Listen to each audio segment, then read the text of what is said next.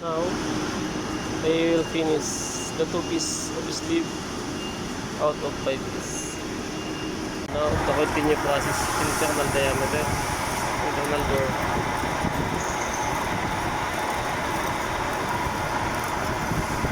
I will put the coolant because to avoid putting of the material. I will use insert DNMG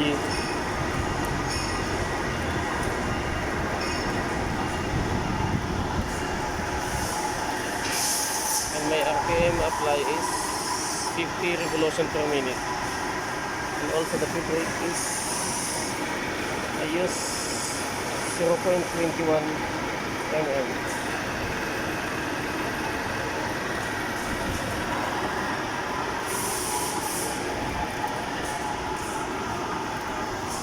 The cycle time is almost 8 hours until the finish all of the dimension.